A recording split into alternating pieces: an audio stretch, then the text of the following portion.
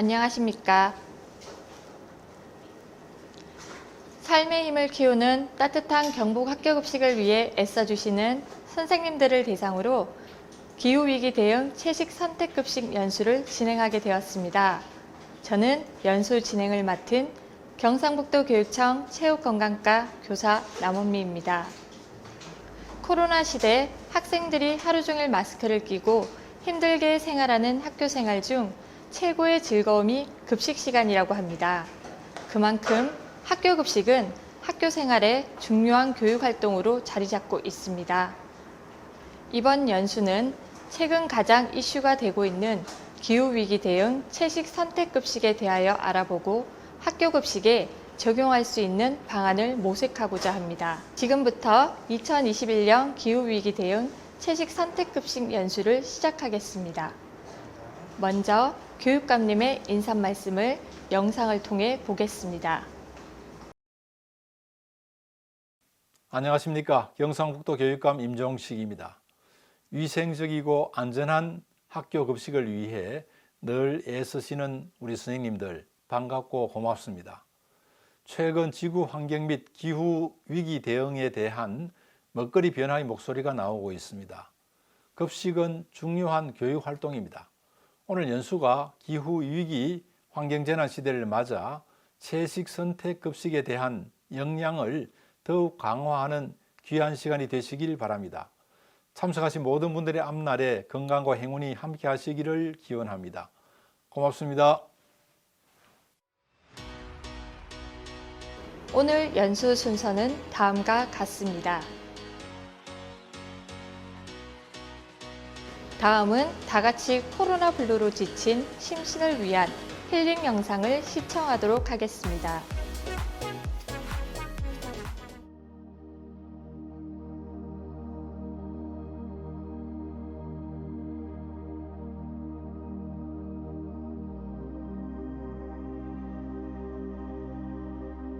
코로나로 인해 지친 마음에 안정을 찾고 스트레스를 날려버릴 수 있는 명상 시간을 가져봅시다. 자, 눈을 감고 손등을 무릎 위에 올려놓습니다. 허리를 쭉 펴고 바른 자세로 앉습니다. 천천히 호흡을 시작합니다. 숨을 깊게 마시고 내쉬고 마시고 내쉬고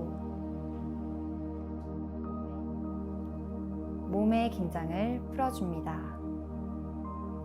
천천히 호흡을 하면서 긍정의 기운을 몸속 깊숙이 넣어주세요. 숨을 깊게 마시고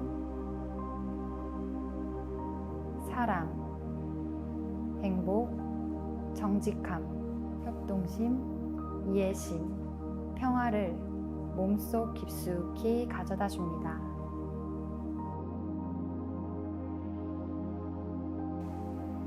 숨을 내쉬면서 내 몸의 나쁜 기운을 몸 밖으로 내보냅니다.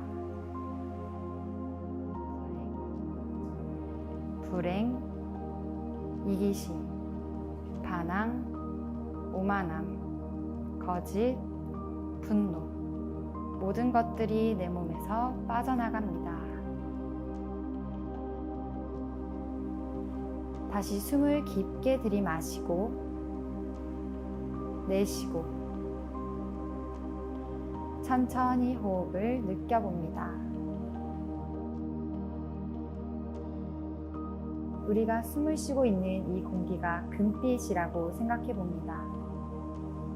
한번 호흡할 때마다 금빛 안개로 내 몸을 가득 채워봅니다.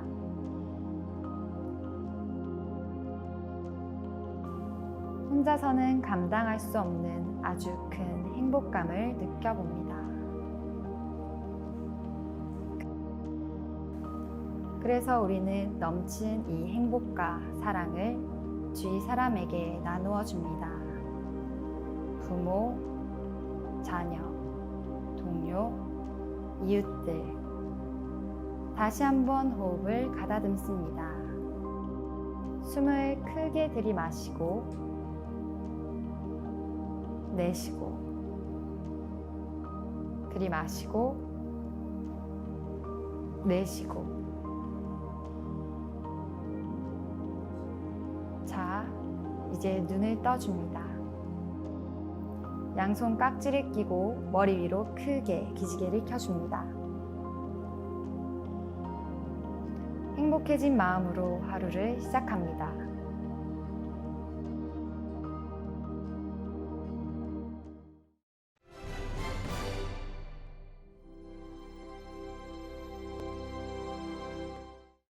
다음은 한국노푸드협회 김성은 강사님의 기후와 먹거리의 관계인식 및 채식 선택급식 학교급식 적용 방안에 관한 강의가 있겠습니다. 네, 안녕하세요. 오늘 강의를 맡게 된 강사 김성은입니다. 오늘 여기 보시면 아시겠지만 기후와 먹거리의 관계인식 및 채식 선택급식 학교급식 적용 방안이라는 조금 무거울 것 같은 주제이지만 제가 오늘 재미있게 한번 그 강의를 풀어볼 텐데요. 여러분 한번 주의 깊게 들어주세요. 우선 간단히 제 소개부터 하면 저는 지금 비건하우스라는 스튜디오를 운영을 하고 있고요. 이렇게 여러분들께 채식 강의를 해드리고 있습니다. 오늘 우리가 이제 같이 볼 내용들이요. 첫 번째는 채식이란 무엇인지 정의에 대해서 한번 이야기를 해보고요.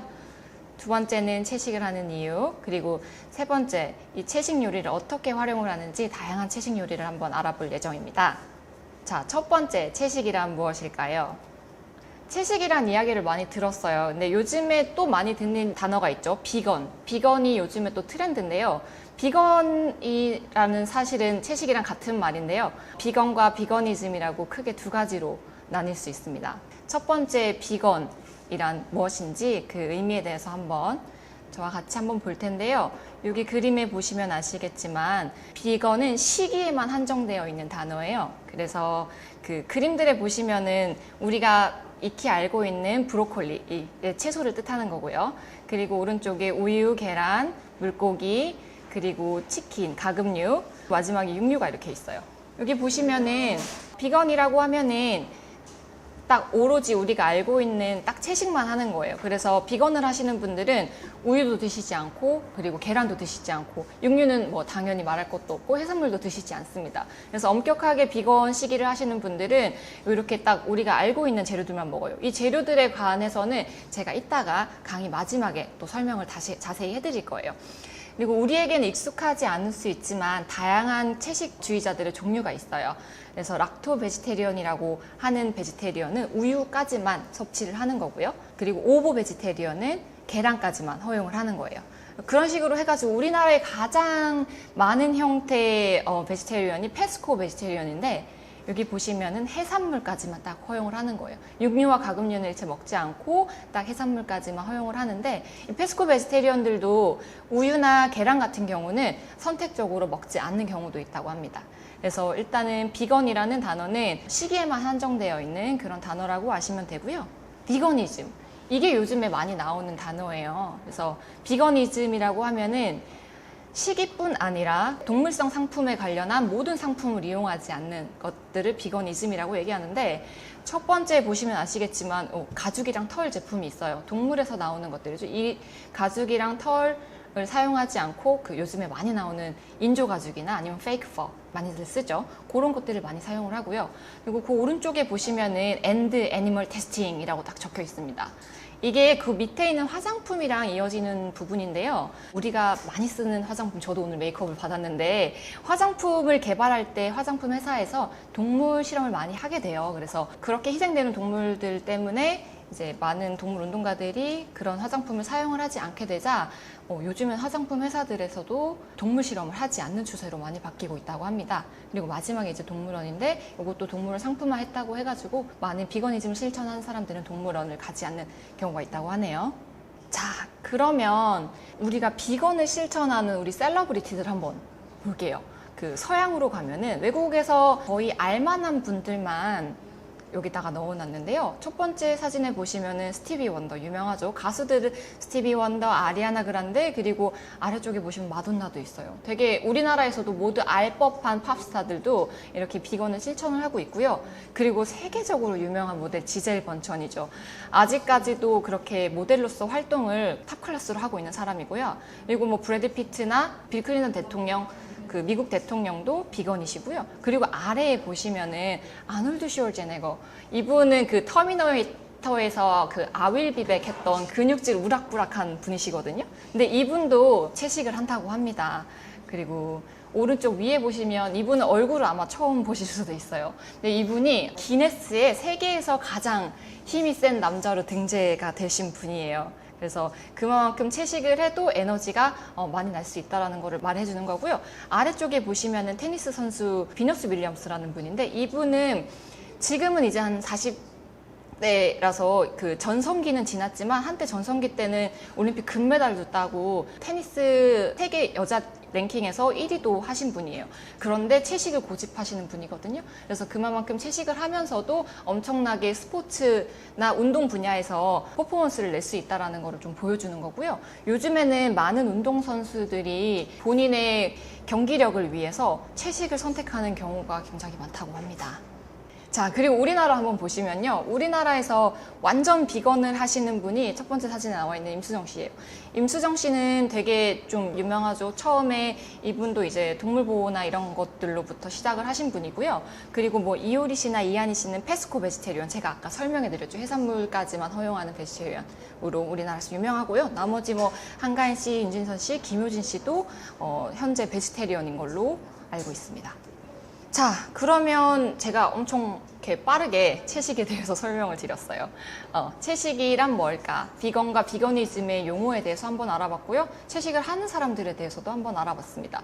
그러면 왜 채식을 하는지에 대해서 좀 궁금해지실 거예요. 그래서 제가 한번 설명을 드릴게요. 저는 좀 3가지 카테고리로 나눠서 채식을 하는 이유에 대해서 정리를 해봤는데요. 첫 번째는 우리가 모두 알고 있는 건강입니다. 건강. 아무래도 채식에는 풍부한 영양소나 질병을 예방할 수 있는 건강적인 요소가 있고요. 이거는 많은 연구들을 통해서 결과가 나왔어요. 그리고 두 번째로 환경적인 문제인데, 축산업과 어업으로 크게 나눌 수 있고요. 이거는 우리가 오늘 다뤄볼 내용입니다. 그리고 세 번째가 동물 복지에 관련된 내용이에요. 그래서 동물 복지는 가축 환경, 그리고 윤리적인 문제에 대해서 많이 얘기를 하는데, 오늘 우리는 이 두 번째에 나와 있는 환경, 기후변화에 초점을 맞춰서 제가 말씀을 드릴 거예요. 자, 환경적인 요소 크게 2개로 나누면요. 축산업과 낙농업, 그리고 어업에서 크게 2개로 나눌 수 있는데요. 축산 낙농업에서 나오는 온실가스와 그리고 산림지대를 파괴하는 것들을 제가 보여드릴 거고요. 그리고 어업에서는 과잉 어획이 어떻게 환경에 또 영향을 미치는지도 한번 보여드릴 거예요. 첫 번째, 이거는 유엔에서 나온 그 연구 데이터인데요. 유엔 산하에 있는 FAO라는 연구기관이 있는데, 거기에서 이런 연구들을 발표를 했어요. 그래서 저는 중립을 지키기 위해서 그 유엔에서 나오는 결과들을 가지고 왔지만, 좀 더 자료들을 많이 찾아보면은 좀 더 극단적이거나 그런 결과들도 많이 있어요. 여기 보시면은 전체 100%의 온실가스 발생 비율 중에서 24%가 농업, 임업, 그리고 토지 이용해서 나온다고 해요. 24%요. 그럼 35% 에너지 다음으로 두 번째를 차지하는 거죠. 온실가스는 왼쪽에 보시면 뭐 메탄이나 이산화탄소, 아산화질소 같은 온실 것들을 얘기하는 건데요. 이런 것들이 온실가스가 양이 많아질수록 지구 온난화가 더 빨리 일어나겠죠. 온실가스의 발생 비율을 한번 보시면요. 앞편에 나와 있던 24%에서 또 다시 퍼센트를 쪼개어 봤어요. 그래서 첫 번째 나오는 게, 거기서 40%가량을 차지하는 게 가축에서 나오는 장내 발효예요. 그러니까 가축이 트림하고 방귀 끼는 데서 나오는 온실가스가 대부분이라는 얘기죠. 그리고 오른쪽에 보시면은 또 사료에 대한 게 있어요. 이 사료에 대한 부분, 그러니까 가축이 먹는 사료에 대해서 온실가스가 발생하는 비율이 또 20%가 넘어요. 그러면 둘이 합쳐서 60%가 넘죠. 그러니까 결국은 이 농업, 임업, 토지 이용에 관련돼서 가축에서 나오는 비율이 3분의 2 가량이 된다는 거예요. 그럼 좀 쉽게 한번 볼까요? 다음에 보시면요. 이게 유엔에서 나온 기사예요. 제가 기사를 발췌를 해온 건데, 가축을 기르는 것이 차를 운전하는 것보다 더 많은 온실가스를 발생시킨다라고 유엔에서 발표를 했어요. 그래서 실제 퍼센티지를 비교를 해봤더니 교통수단에서 나오는 온실가스 비중이 12%고요. 가축에서 나오는 온실가스 비중이 14.5%예요. 우리가 알고 있던 것보다 굉장히 많은 수치예요. 그러니까 우리가 온실가스의 주범이라고 생각했던 차량이나 탈 것에 비해서 가축에서 나오는 온실가스가 더 많다는 거예요. 그러면 식품별로 온실가스 배출량을 한번 조사를 해봤는데요. 제일 많이 온실가스를 배출하는 게 소고기예요. 수치가 60 정도가 되고요. 그리고 소고기에서부터 양고기, 치즈, 새우, 돼지고기, 가금류, 생선, 달걀까지가 비건들은 섭취하지 않는 식품 품목입니다. 그리고 쌀이 나와 있죠. 쌀과 비교했을 때 쌀은 수치가 4예요. 그리고 소고기가 60이라고 비교하면은 쌀과 비교했을 때 고기를 생산하기 위한 온실가스 배출량이 엄청나게 많다라는 것을 알 수 있어요. 자, 이거는 이제 우리나라 통계청에서 나온 자료인데요. 국내 1인당 연간 육류 소비량을 비교를 해본 거예요. 1980년대와 2018년도를 비교를 해봤는데요. 우리나라가 비약적으로 발전을 했어요. 그래서 선진국화 되면서 당연히 그에 따라서 육류 소비량도 엄청나게 늘었고요. 선진국이 되면서 대부분의 나라들이 육류 소비량이 같이 늘어요. 그래서 우리나라도 지금 그래프를 보시면 아시겠지만 이게 뭐 2배, 3배가 아니에요. 엄청나게 많이 늘었거든요. 그래서 육류 소비가 늘면은 그만큼 가축을 기르기 위한 토지가 많이 필요하게 되겠죠. 여기 보시면요. 미국 지도를 가지고 미국 토지 사용에 대해서 미국 토지가 어떤 식으로 사용을 해야 되는지 몇 %가 어느 산업에 할애가 되는지를 한번 조사를 해봤어요. 이제 블룸버그에서 나온 그 연구 결과인데요. 여기 가운데 노란색 네모가 보이죠. 여기가 이게 가축을 기르는데 필요한 토지예요. 엄청나죠? 이게 사람이 사는 것보다 가축이 사는 곳이 토지가 더 많이 필요하다는 거예요. 여기서 지금 보시면 아시겠지만. 그리고 그 오른쪽에 조그만 네모가 있는데 여기가 이제 가축에게 먹이를 주기 위해서 우리가 곡물을 기르는 데 필요한 토지예요. 그러니까 이 전체가 다 하면은 무려 41% 정도가 된다고 해요. 그러니까 이게 미국을 기준으로 봐서 그렇지만 전 세계로 확대를 했을 때 전 세계의 대부분의 토지, 한 절반 정도의 토지가 우리가 육류의 소비를 위해서 쓰고 있다라는 거예요. 자, 그러면은 그 축산업에 대해서는 여기까지 한번 알아보고요. 어업에 대해서 한번 알아보도록 할게요. 우리가 해산물을 먹기 위해서는 양식을 하든지 물고기를 양식을 하든지 아니면은 바다에 나가서 어획을 하는 방법이 있는데요. 이 어획 방법이 굉장히 다양해요. 이것도 되게 많이 발전을 했거든요. 그래서 여기 보시면 여러 가지 방법들이 있는데 여기서 중요한 것들은 이게 이제 그물이잖아요. 거의 다 그물이나 낚시 바늘이나 이런 걸로 이루어져 있는데 여기서 이제 발생하는 문제점이 뭐냐면 우리가 어떤 특정 물고기, 어떤 특정 생선을 잡기 위해서 나머지 다른 생명체들이 희생이 되어야 된다라는 거를 얘기를 해주는 거예요. 그래서 예를 들어 참치를 잡기 위해서 60%의 참치를 잡기 위해서 40%의 위에 보시면은 바다새라든지 상어, 그다음에 고래라든지 바다 거북 같은 몸집이 큰 아이들이 여기 그물에 걸려서 죽게 되는 경우가 굉장히 많아요. 특히나 고래 같은 경우는 포유류잖아요. 얘네는 숨을 쉬어야 돼요. 수면 위로 올라와서 일정 시간이 되면은 숨을 호흡을 하고 다시 수면으로 내려가는데 그물에 걸리게 되면 얘네가 숨을 못 쉬어요. 그래서 물에서 익사를 하게 되는 경우가 되게 많다고 해요. 근데 여기서 나오는 문제점이 뭐냐면요. 이런 그물들이 바다에 그대로 버려지는 경우가 굉장히 많아요. 우리가 요즘에 대두되고 있는 바다 환경에서 문제가 되는 게 플라스틱이잖아요. 그래서 여러분들도 아마 플라스틱 줄이기에 동참을 많이 하고 계실 거라고 생각을 하는데요. 사실상 이 전체 플라스틱의 절반 이상이 그물이라고 얼마 전에 데이터가 나왔어요. 그래서 그물에서 나오는 그 플라스틱 양이 엄청나고요. 그리고 제가 뒤에서 설명을 드릴 텐데요. 이 부수어획이라고 제가 방금 말씀드린 개념이 결국은 부수어획을 설명을 드린 건데요. 바이캐치라고 해서 예를 들면 60%의 참치를 잡기 위해서 40%의 다른 바다 생명체들을 희생시킨다고 했잖아요. 그게 바이캐치예요. 그러니까 우연히 잡힌 애들이죠. 얘네를 잡으려는 의도는 없었지만 다른 애들이 잡히는 거예요. 왜냐하면 그물이 인공지능이 있어서 한 가지 종만 잡지는 않잖아요. 그러니까 그물에 이제 걸린 나머지 덩치 큰 상어나 고래 같은 아이들이 많이 죽게 되는데요. 그게 연간 10에서 40%나 된다고 해요. 이게 연구 기관마다 조금 이 퍼센테이지 차이가 있어가지고 제가 여러 가지 논문들을 찾아봤었는데 범위가 한 10%에서 많게는 40% 정도까지 되더라고요.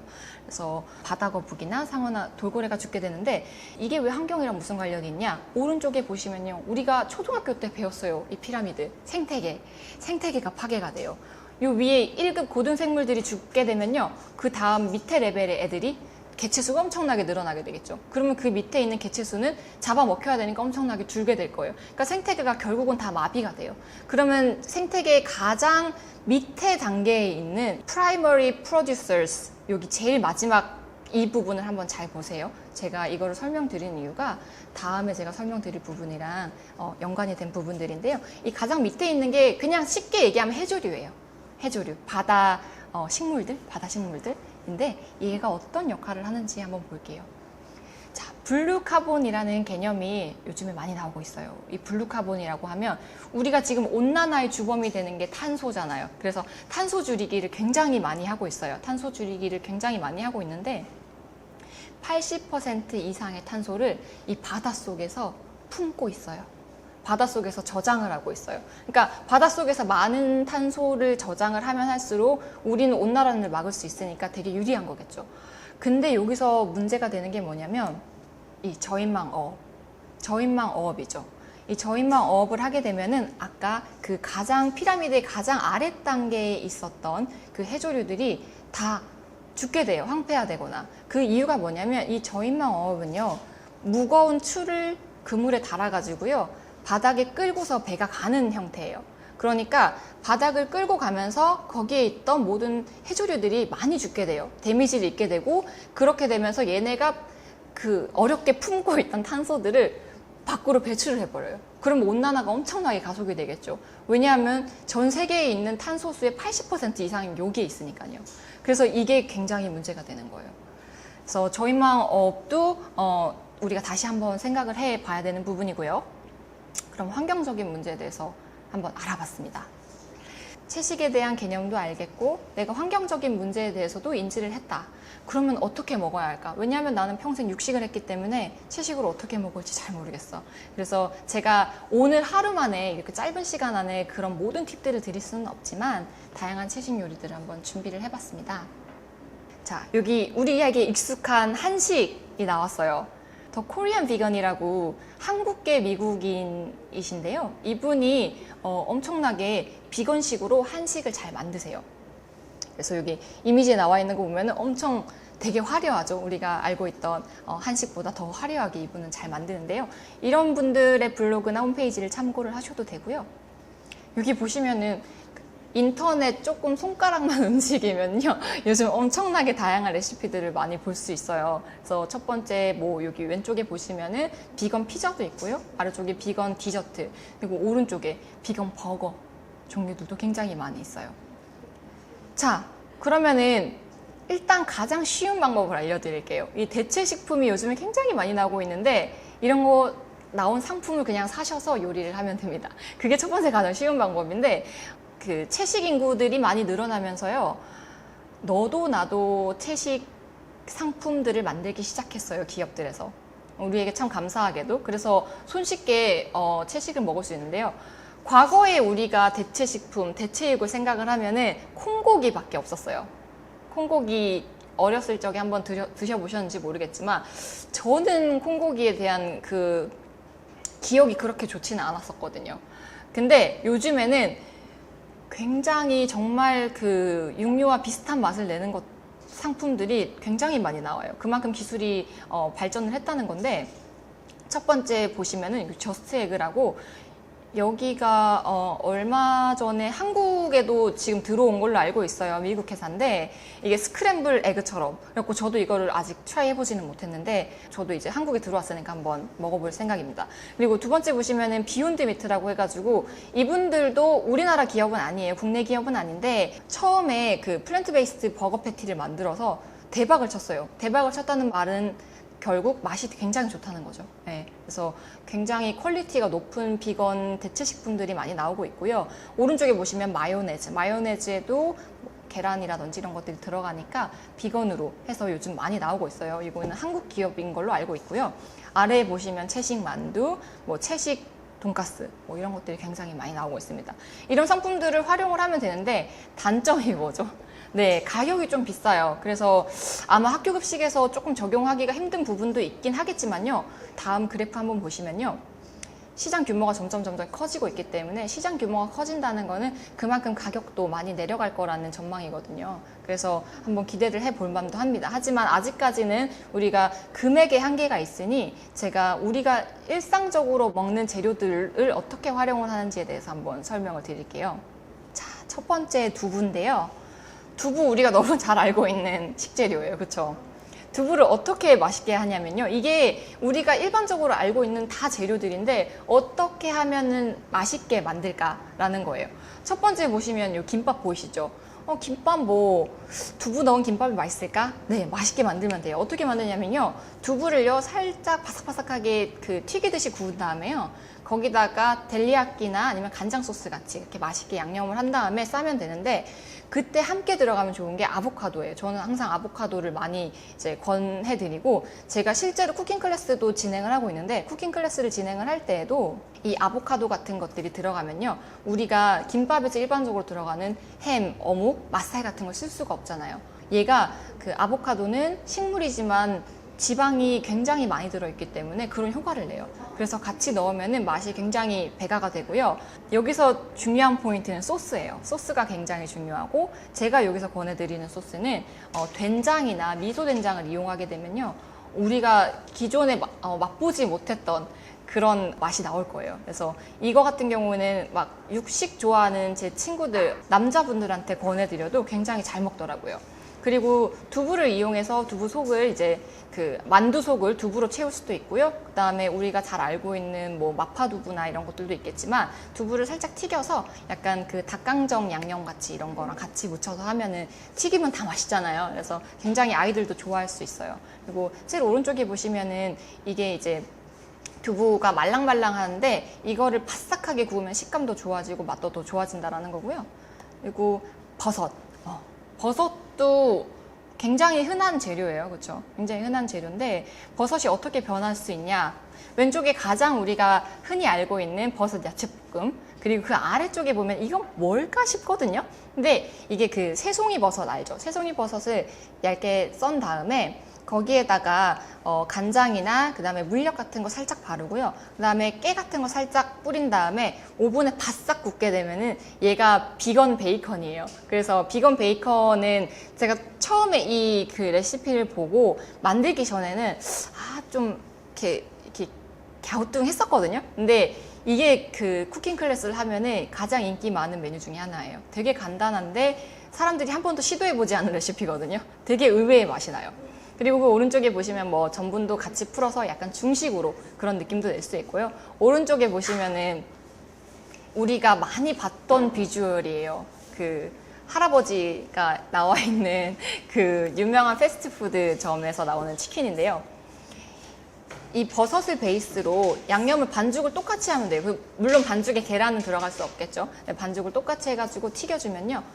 거기에 나오는 소스와 같이 먹게 되면은 맛이 또 좋아진다고 해요. 그래서 튀김류를 많이 활용하는 것도 좋지만 또 튀김에 너무 치중이 되면은 영양적인 부분에서 손실이 있을 수 있으니까 이렇게 다양한 레시피들로 활용을 해보시면 좋겠고요.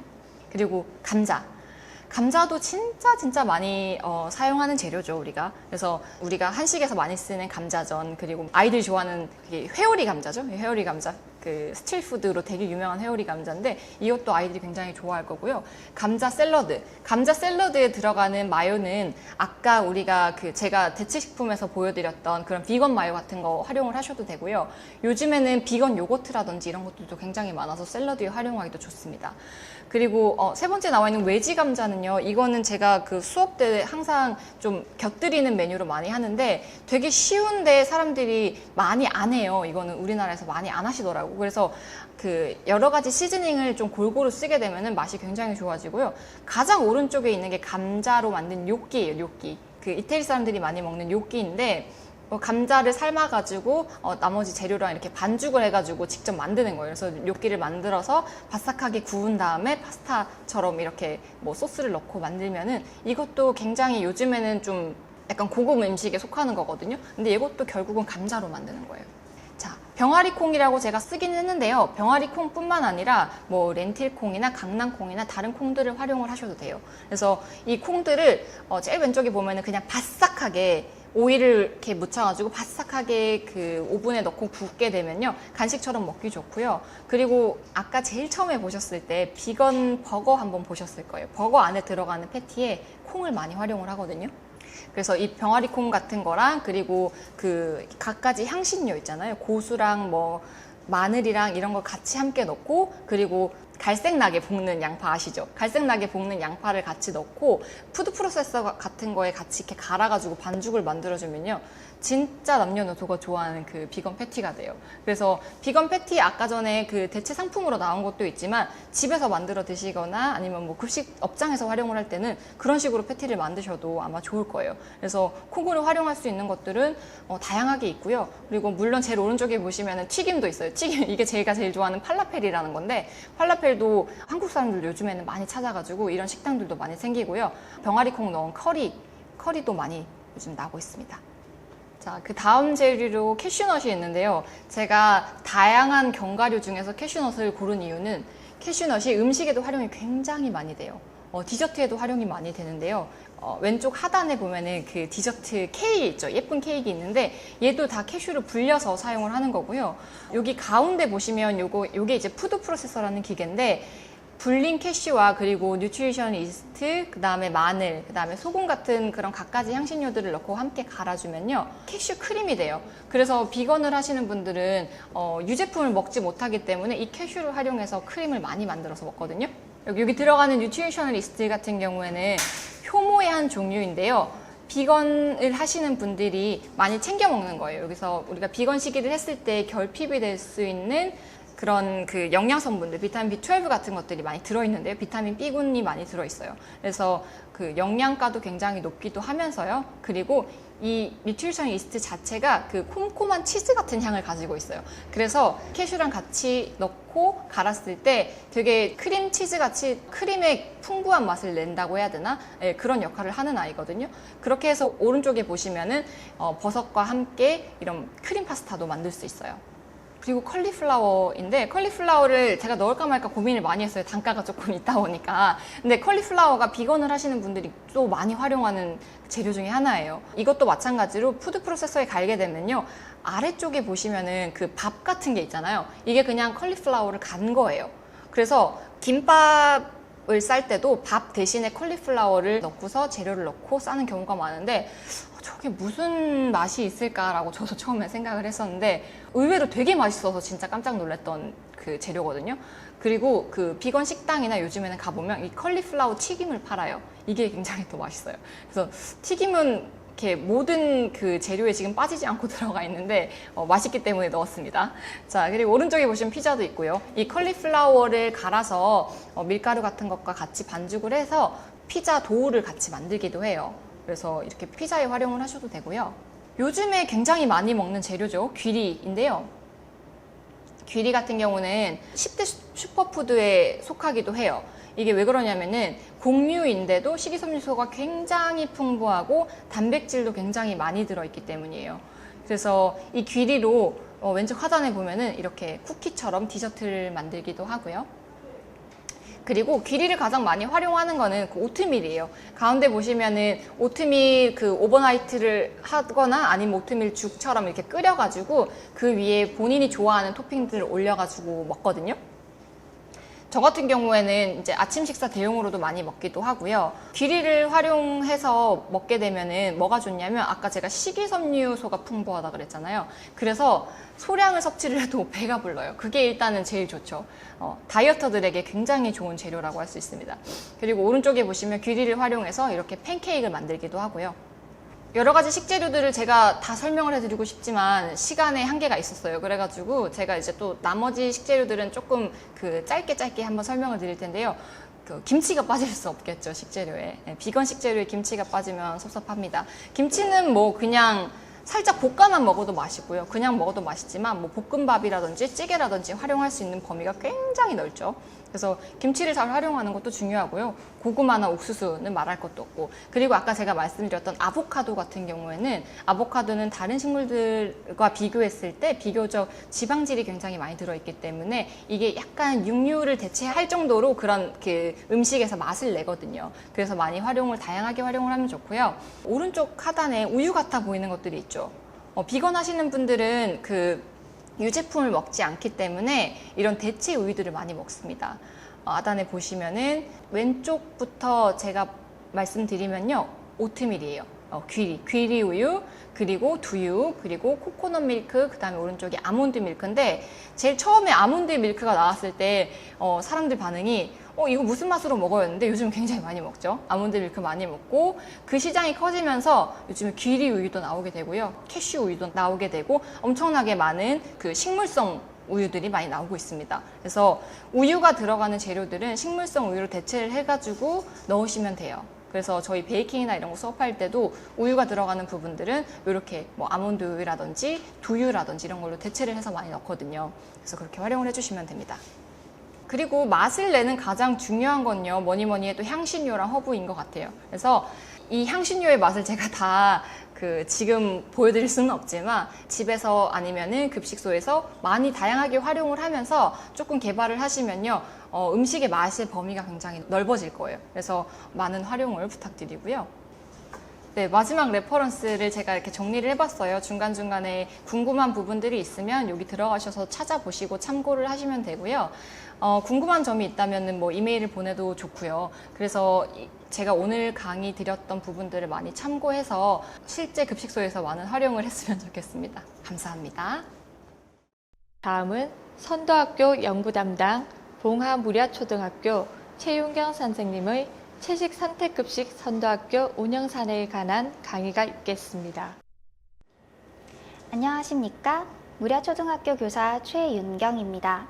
지금부터 아니마시온 급식 프로그램으로 소쿨한 지구 가꾸기라는 주제로 본교의 채식 선택 급식제 선도학교 운영 결과를 말씀드리도록 하겠습니다. 말씀드릴 순서는 다음과 같습니다. 아니마시온 급식 프로그램을 시작하며 운영의 필요성을 살펴보겠습니다.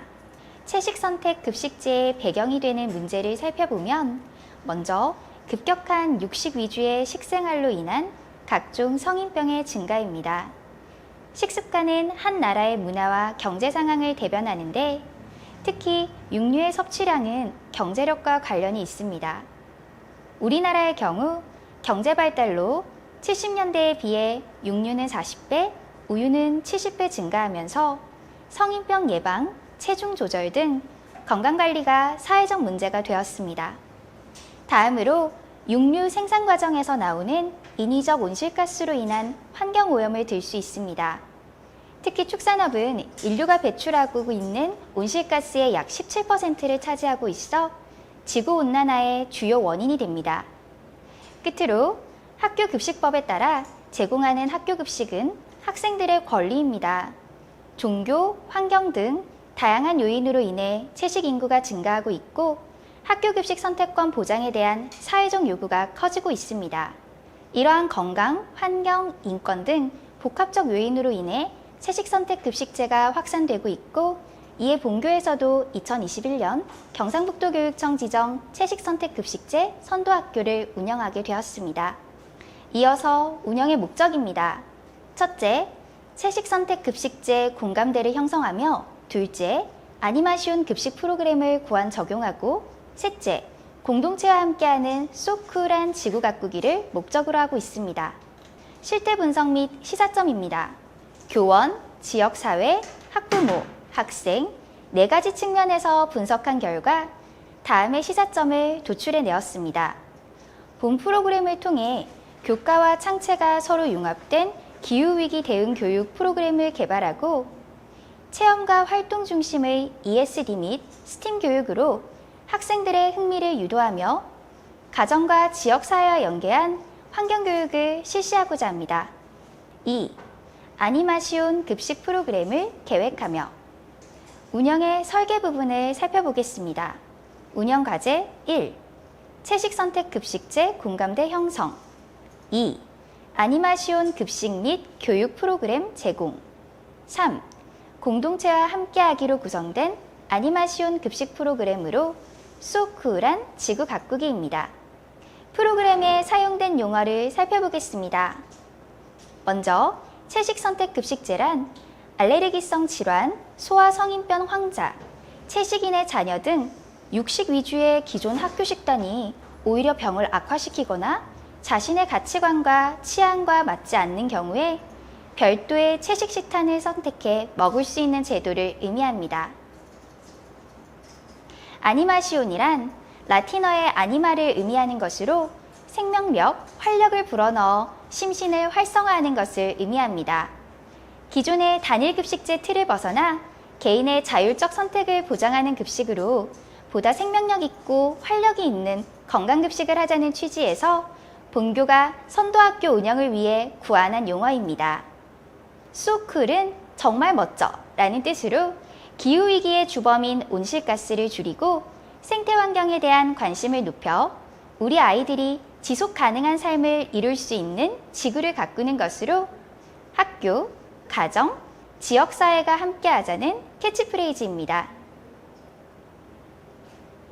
아니마시온 급식 프로그램으로 소쿨한 지구 가꾸기는 기후와 환경을 생각하는 생명력 있는 프로그램으로 지속발전 가능한 지구를 가꾸어가는 실천 중심의 교육활동입니다. 3. 아니마시온 급식 프로그램을 펼치며 운영과제 1. 채식 선택 급식제 공감대 형성으로 가. 인적 물적 환경 조성. 나. 사이버 교육 시스템 구축. 다. 교육 공동체 연수 실시 세 활동을 전개하였습니다. 먼저 물적 환경 조성 부분을 살펴보겠습니다. 교실 및 복도 등 학교 환경을 채식과 환경의 테마로 조성하였습니다. 또한 여러 교육 도서와 멀티미디어 자료를 확충하여 자료실을 꾸몄습니다. 끝으로 효과적인 활동을 위해 방송과 홍보시설을 정비하였습니다. 이어서 인적 환경은 다음과 같이 조성하였습니다. 교사는 기후환경 관련 독서 토론 클럽을 조직하여 초등학생 대상 환경교육을 위해 적극 연구하였습니다. 학생은 에코리더 동아리 등 기후위기 대응 동아리를 조직하여 탐구 발표와 부스 운영 등 내실 있는 활동을 실시하였습니다. 학부모는 온앤오프 라인 밴드를 구성하여 선도학교 운영 관련 모니터링을 실시하였습니다. 채식 선택 급식제 관련 유관 기관으로 식생활 네트워크 외에 세 곳과 MOU를 맺어 다양한 협력 사업을 추진하였습니다. 기후위기에 대한 인식과 실천 의지를 체득할 수 있도록 학생들의 실제 생활과 관련 있는 교육 환경을 조성하였습니다. 이를 통해 잠재적으로 올바른 생태환경 의식이 형성되어 실천 의지를 강화하는 데 주안점을 두었습니다. 다음으로 코로나 시대에 대응하여 아니마시온 비대면 교육 시스템을 구축하였습니다. 시공간의 제한을 넘어 누구나 쉽고 편리하게 배우며 생각을 공유할 수 있도록 비대면 교육 시스템을 적극 활용하였습니다. 첫째, 스마트 교육 환경 조성. 학생용 태블릿을 전면 교체하고 이북을 설치하였으며 무선 인터넷망을 야외 학습장까지 확장하고 각종 ICT 기자재를 확충하였습니다.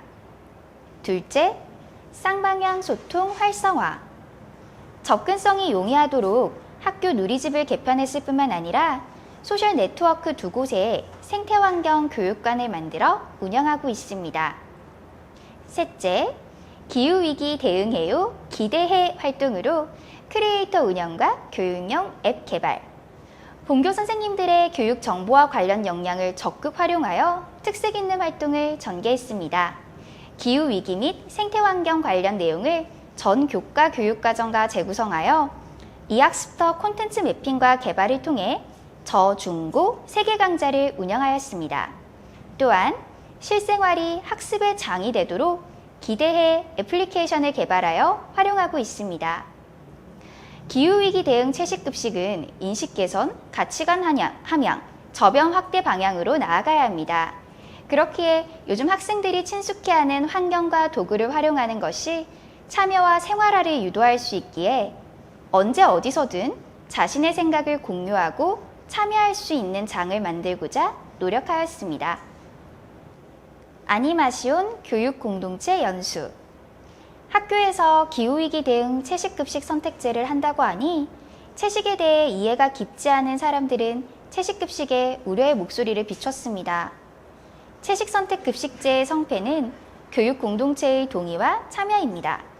그렇기에 이러한 부정적인 인식의 전환이 매우 중요하였습니다. 본교에서는 COP라는 실행공동체를 중심으로 기존의 모임이나 활동에 기후위기에 대응하는 생태환경 교육을 접목하였습니다. 처음에는 부담을 주지 않는 범위에서 이해와 동의를 구하고 점차 교육과 실천 활동으로 이어갔습니다. 앞서 말씀드린 바와 같이 교사는 독서 토론 클럽과 교육 연구 활동 모임에 참여하였고 추진 실적은 화면과 같습니다. 학생은 유튜브 방송팀과 탐구 동아리를 중심으로 교육 활동을 전개하였습니다. 학부모는 기존 학부모 교실을 활용하여 선도학교 모니터단으로 운영을 확장하였고 지역사회와는 MOU 체결을 통해 다양한 협력 사업을 추진하였습니다. 운영과제 2. 아니마시온 급식 프로그램 구안 적용으로 가. 교육과정 분석 및 재구성 나. 교수학습 활동 전개 다. 워크북 개발 및 활용을 전개해 나갔습니다. 아니마시온 급식을 위한 교육과정 분석 및 재구성 편성 절차는 다음과 같습니다.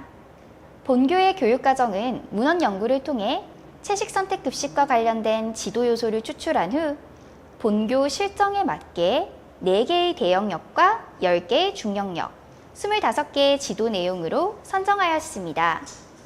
각 교과별 지도 내용과 방법을 세밀하게 분석하여 학습자 수준에 맞춘 효과적인 환경 및 급식 교육이 이루어질 수 있도록 설계하였습니다. 아니마시온 교수학습 활동 전개. 배움과 협업이 있는 활동 중심의 기후위기 대응 생태환경 교육을 위해 수업 연구회를 만들어 과정안 작성부터 함께 고민하고 지상 수업 영상 분석을 통해 철저히 수업을 준비하였습니다. 수업 후에는 개발한 자료를 공유하고 심화 컨설팅을 통해 수업의 완성도를 높여갔습니다. 본교에서는 수업 크리에이터, 활동 중심 수업 연구교사, 교과별 수업 전문가, 심층 수업 컨설팅 등 다양한 수업 연구 활동을 전개하였습니다. 아니마시온 워크북 개발 및 활용. 환경부의 탄소 중립 환경교육 헬프데스크를 기초로 교육과정과 핵심 성취 기준에 따라 재구성하여 활동 중심, 실천 중심의 워크북을 제작하여 활용하였습니다. 그 절차는 화면과 같습니다. 워크북은 교육 포털 확장형, 체험학습 연계형, 자료 스크랩형으로 구성하였고 올해에는 클리어 파일 형태로 수정 보완이 가능하도록 제작하였으며 내년도에는 선도학교에서 시범 적용한 팀 프로젝트, 놀이와 게임 등을 보완하여 일반화된 책자로 발간할 계획입니다. 운영과제 3. 공동체와 함께하는 소쿨한 지구 가꾸기로 가. 또래 교수 활동 전개 나. 가정 및 지역사회와 함께하기 프로젝트 운영 다. 홍보대사 활동을 실시하였습니다. 아니마시온 또래 교수 전개.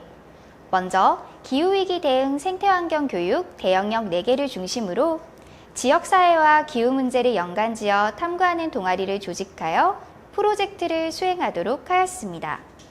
동아리는 지도교사와 함께 인터넷 및 문헌조사, 현장 견학, 면담 및 설문 등 다양한 활동을 통해 분야별 전문가 그룹이 되었습니다. 학생들의 탐구 결과물은 또래 교수 활동을 위해 PPT와 X배너로 제작하였고 줌과 유튜브를 통해 공유하였습니다. 또래 교수 활동으로 전문가 그룹인 동아리 학생들이 3, 6학년 학생들과 팀을 이루어 12개의 프로젝트를 수행하였으며 1일 선생님이 되어 어린이날 및 세계 환경의 날에 이웃학교의 기후위기 대응 교육을 전개하였습니다. 또한 동아리 주관으로 자료 전시회, 탐구 발표회, 토론회, 골든벨 등 학생 주관 행사를 전개하였으며 주요 실적은 화면과 같습니다. 아니마시온 가정, 지역사회 함께하기 프로젝트 운영입니다. 교육 공동체가 함께할 수 있는 활동을 통해 저탄소 녹색 성장 마인드와 채식 식습관 확산을 도모하고자 하였습니다. 세대 공감 환경교실은 모든 세대가 함께 실천하는 친환경 생활 습관을 기르고자 학기 중 야간 시간을 활용하여 분기별 1회 운영하였습니다. 환경사랑 콘테스트는 기후와 환경에 관심을 갖고 탄소제로 역량을 강화하기 위해 외부 전문가를 활용하여 기후위기 사례 탐구, 채식과 지구온난화의 관계 등의 프로그램을 운영하였습니다. 카본 뉴트럴 페스티벌은 건강 증진 및 가족이 함께하는 탄소제로 문화 조성을 위해 탄소제로 모델 학교 및 건강 증진 선도 학교 등 기존의 사업과 연계하여 운영하였습니다. 더 나은 사회 만들기로 환경 관련 동료, 역할극, 작품 전시 등을 하였는데 수익금으로 경로당, 요양원, 다문화센터 등에서 봉사활동을 하였습니다. 또한 매월 넷째 주 토요일을 채식의 날로 정하여 음식이 우리 손에 오기까지 탄소제로 탐구 활동을 전개하였고 활동 후에는 학생들의 소감을 자유롭게 표현할 수 있도록 하였습니다. 아니마시온 채식 선택 급식제 홍보대사 홍보를 통해 기후위기에 대응하는 탄소제로 가치관을 학교 현장과 학부모, 지역사회로 확산시켜 교육 공동체 모두에게 환경 문제에 관심을 갖도록 유도하였습니다. 일반적으로 학교에서는 교육 활동과 홍보가 연계되지 않아 홍보 효과에 비해 교육적 가치가 낮았습니다. 본교에서는 홍보의 교육적 가치에 주목해서 학생들이 활동 후에 학생들 스스로 보도 내용을 선정하고 자료를 작성함으로써 홍보가 교육의 도구이자 방법이 되도록 활용해 보았습니다. 홍보대사 활동으로 지역사회 캠페인, 소식지 발간, 유튜브 및 SNS, 신문방송 보도, 앱과 QR코드 등을 다양하게 활용하였으며 주요 실적은 화면과 같습니다. 4. 아니마시온 급식 프로그램을 되돌아보며 아니마시온 급식 프로그램 실천 후 변화 살펴보기는 다음과 같은 방법으로 실시하였습니다. 기후위기 영역은 사전검사 3.04에서 사후검사 3.50으로 0.46점 증가하여 통계적으로 유의미한 차이가 나타났습니다. 동영상을 시청하겠습니다. 선생님께서 가축을 기르는데 많은 온실가스가 배출된다고 하셨어요. 우리 지구에는 사람수보다 더 많은 가축들이 살고 있대요. 이 가축들이 내뿜는 온실가스가 지구온난화를 일으키고 우리 지구를 아프게 해요. 지구온난화로 인해 요즘 세계 곳곳에서 이상기후 현상들이 많이 발생하고 있어요. 지구를 지키기 위해 그리고 지구에 사는 우리들을 위해 고기를 덜 먹는 대신 채소를 많이 먹는 것이 큰 도움이 된다는 것을 깨달았어요. 채식이 우리 지구 환경을 지키고 기후 위기를 극복하는 지름길이에요. 생태환경은 사전검사 3.20에서 사후검사 3.66으로 0.46점 증가하여 긍정적인 인식 변화를 확인할 수 있었습니다. 동영상 시청하겠습니다. 사람들이 육식 위주의 식단을 좋아하게 되면서 가축을 많이 기르게 되었고 가축을 기를 땅을 마련하기 위해 나무를 베고 숲을 없앴어요. 우리가 채식을 조금씩 늘리게 되면 자연을 파괴하는 일도 조금씩 줄어들어요. 이 지구에는 우리 사람들만 사는 것이 아니라 많은 동물들과 식물들이 함께 같이 살아요. 모두가 행복하게 살아가는 지구를 만들고 건강한 생태 환경을 가꾸기 위해서 채식이 무척 중요하다고 생각해요. 앞으로도 꾸준히 실천해서 아름다운 지구를 만드는 데 앞장설 거예요. 지속가능 발전 역시 사전검사에 비해 사후검사에서 0.77점 증가하여 프로그램 전개 후 유의미한 변화 모습을 보였습니다. 동영상 시청하시겠습니다. 많은 아이들이 그렇듯 저 역시도 어릴 때는 채소를 골라 먹고 편식하기도 했었어요. 아이들이 채식을 생활 속에서 실천하게 하려면 무엇보다도 인식의 변화가 중요합니다. 단순히 나의 건강을 위하는 것뿐만 아니라 채식의 확대가 가축 생산을 줄이고 탄소 배출량도 줄이고 해서 지속 가능한 발전을 이루는 그런 환경을 위하는 일임을 알게 하고자 노력했습니다. 우리 아이들도 나의 행동 하나가 미래 환경에 영향을 미친다고 생각하면서 채식을 보다 긍정적으로 생각하면서 실천할 수 있도록 그런 생각을 키우는데 노력을 했습니다. 채식 관련 식습관도 0.62점 증가하여 채식에 대해 긍정적인 태도로 변화해 가는 것을 확인할 수 있었습니다. 동영상 시청하시겠습니다. 채소를 좋아하지 않고 편식하는 친구들이 많아서 처음에는 채식의 날과 매주 샐러드바를 구성하는 것에 고민이 참 많았습니다. 저 스스로도 채소를 이용한 다양한 음식들을 많이 찾아보고 주변 선생님들과 함께 고민하며 여러 채식 레시피들을 개발하게 되었습니다. 이러한 노력 덕분인지 아이들이 채식에 대해 거리낌 없이 맛있게 점심 식사를 즐기며 높은 만족도를 보이고 있습니다. 채식이 단순한 건강만을 생각하는 것이 아니라 우리 지구 환경과 미래를 위해 앞으로 여러 학교에서 관심을 가지고 확대되어야 한다고 생각합니다. 지구야, 그만 변해. 우리가 변할게. 아니마시온 급식 프로그램 만족도는 다음과 같습니다. 학생, 학부모, 교원, 프로그램에 대해 모두 높은 만족도를 보이는 것으로 나타납니다. 구성원들의 소감을 동영상으로 들어보겠습니다. 아니마시온 급식 프로그램 활동을 하면서 무엇을 느꼈나요? 재밌었고 맛도 있었고 그리고 채소를 먹으면서 농부 아저씨에게 감사하는 마음도 들었어요. 채식이 건강에만 좋은 것이 아니라 우리 지구를 아끼고 지키는 일이기도 하다는 것을 알게 되었어요. 또 우리가 직접 채소를 기르고 농사도 지어보니 식재료 하나하나가 얼마나 소중한지도 느끼게 되었어요. 우리 가족들뿐만 아니라 주변 사람들에게도 채식을 널리 알리고 싶어요. 학교에서 채식 교육을 실시한다고 했을 때 어떠셨나요?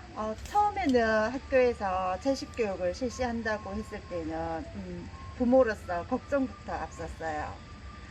가정에서는 아이들이 채소나 과일을 편식하고 또 다른 거는 많이 안 먹고 고기 반찬만 더 필요한 거 찾고 또 아이들 고기를 찾으니까 더 필요한 것이 아닐까 생각했거든요. 하지만 학교에서 1년간 추진해온 활동을 살펴보니 우리 집에서 가정에서 식단에 고기가 얼마나 많은 비중을 차지하고 있었나 그런 생각이 들면서 반성을 하게 되더라고요. 우리 기후 위기를 극복하기 위해서라도 가정에서 채식을 점차 늘려가고자 다짐을 한번 해봤습니다. 아니마시온 급식 프로그램 운영이 효과적이었나요? 처음에는 저 역시 채식의 중요성에 대해 다소 무지했던 것 같아요. 하지만 학생들과 1년간 아니마시온 급식 프로그램을 운영하면서 채식에 대한 이해를 좀 더 넓히고 기후 위기와 생태 환경에 대해 깊이 있게 생각해 볼 수 있었습니다. 이러한 인식의 변화가 앞으로 미래를 살아갈 우리 아이들에게 꼭 필요한 교육이라고 생각합니다. 5. 아니마시온 급식 프로그램을 마치며 결론입니다. 채식 선택 급식제에 대한 관심과 이해가 향상되었으며 교원의 교실 수업 개선 의지를 높일 수 있었습니다. 기후위기에 대한 이해와 탄소제로 생활 습관을 형성할 수 있었고 균형 잡힌 식습관을 기를 수 있었습니다. 교육 공동체가 생태환경의 소중함을 깨닫고 친환경적 가치관을 함양하게 되었습니다. 이것으로 경상북도 교육청 지정 채식선택급식제 선도학교 운영 보고를 마치도록 하겠습니다. 끝까지 경청해 주셔서 감사합니다. 다음은 신강초등학교 최일학 영양선생님의 채식선택급식 교사 동아리 활동 사례에 관한 강의가 있겠습니다. 안녕하십니까. 저는 채식선택급식 교사 동아리 활동 사례에 대해 강의할 신광초등학교에 근무하고 있는 영양교사 최예랑이라고 합니다. 이번 강의는 채식 동아리를 시작하게 된 이유, 두 번째는 학교 수업 적용 사례, 세 번째는 학교 급식 적용 사례, 네 번째는 앞으로의 계획 순으로 진행하도록 하겠습니다. 먼저 채식 동아리를 하게 된 이유입니다. 선생님께서는 채식을 해야 하는 이유에 대해 생각해 보신 적이 있으신가요? 왼쪽의 사진을 보시면 호주의 초대형 산불, 2020년 한국의 50일간 이어진 장마, 캘리포니아의 역대급 폭염, 아마존의 불의 모습입니다. 이 모든 일들은 지구온난화와 관련 있습니다. 그래서 우리는 지구를 지키기 위해 하루빨리 채식을 시작하여야 합니다. 기후위기를 해결할 방법은 채식밖에 없습니다. 따라서 선생님들께서 채식에 대해 조금 더 쉽게 다가갈 수 있도록 어떻게 학교에서 적용하고 있는지에 대해 보여드리려고 합니다. 두 번째로 학교 수업 적용 사례에 대해 말씀드리겠습니다.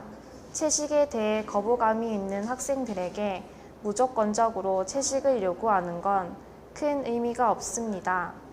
또한 기후위기를 막는 방법으로 채식급식을 시행한다고 하여도 학생들이 그것을 잔반으로 다 남긴다면 그것 또한 의미가 없다고 생각됩니다.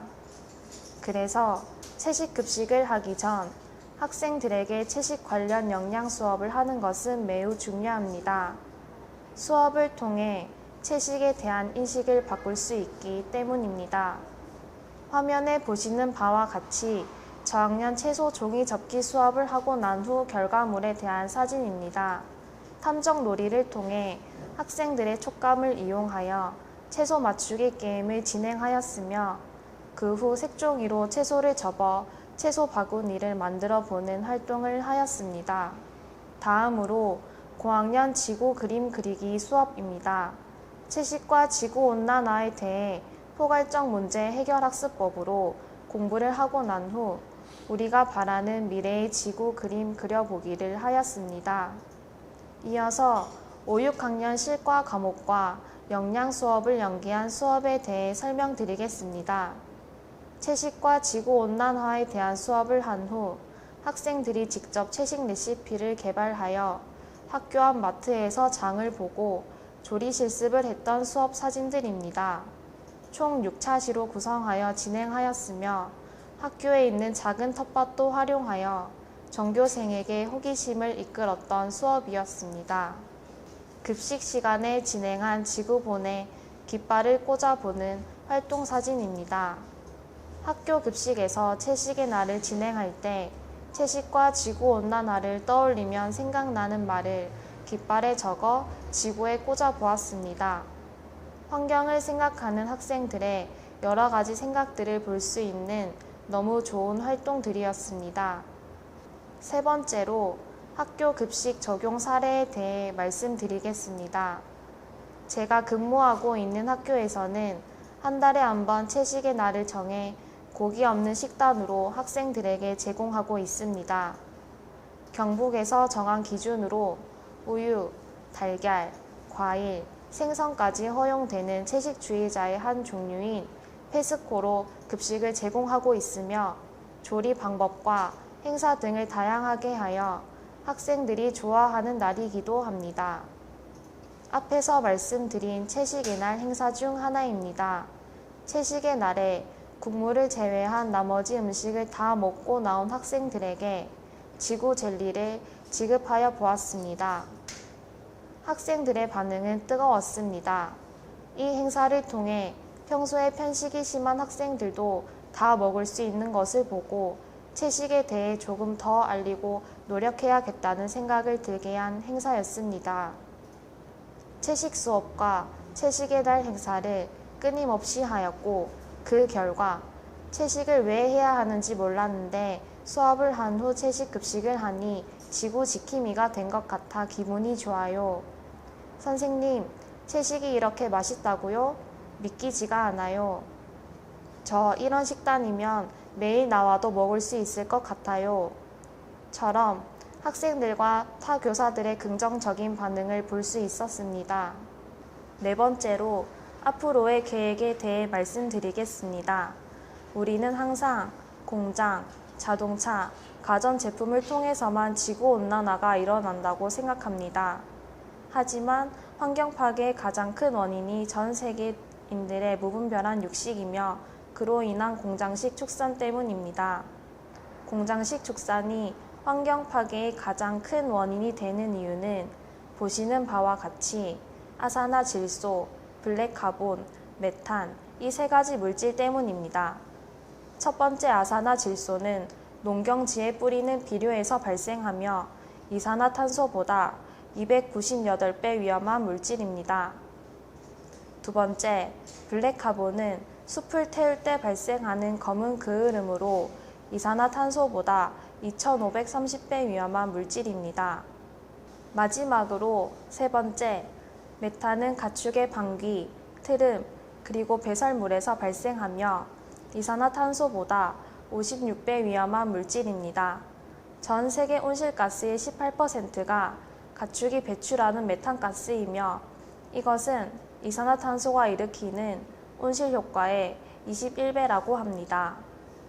보시는 바와 같이 고기 1kg을 생산하는 데는 16,000리터의 물이 필요하지만 감자 1kg을 생산하는 데는 130리터의 물만 있으면 됩니다. 이처럼 축사는 환경 파괴 외에도 물과 식량의 문제가 생깁니다. 따라서 채식을 하는 것은 매우 중요하며 이미 다른 나라에서는 채식을 학교에서 실천하고 있습니다. 다른 나라 상황에 대해 살펴보면 프랑스는 모든 학교의 선택권을 보장해주며 주 1회 채식 급식을 시행하고 있습니다. 스웨덴은 80% 정도의 학생들이 일주일에 하루 채식을 하고 있습니다. 영국에서는 기후위기로 공립학교에서 주 1회 채식을 의무화하며 대만에서는 모든 학교에서 일주일에 주 1회 이상 채식을 합니다. 이처럼 지구촌에서는 채식을 통해 기후변화를 막고자 하는 움직임이 활발하며 최소 일주일에 한 번은 학교 급식을 통해서 채식 급식을 제공한다고 합니다. 채소만 섭취하는 비건부터 상황에 따라 가끔씩 육식도 허용하는 플렉시테리언까지 채식주의자에는 종류가 매우 다양합니다. 앞서 말씀드렸던 것처럼 경북의 기준은 페스코이며 페스코는 채소, 달걀, 우유, 생선까지 제공할 수 있습니다. 채식을 할 경우 이산화탄소를 감량할 수 있는 효과는 우리의 생각보다 큽니다.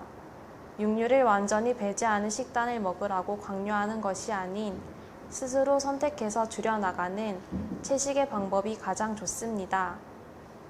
앞으로의 채식 급식 계획에 대해 말씀드리겠습니다.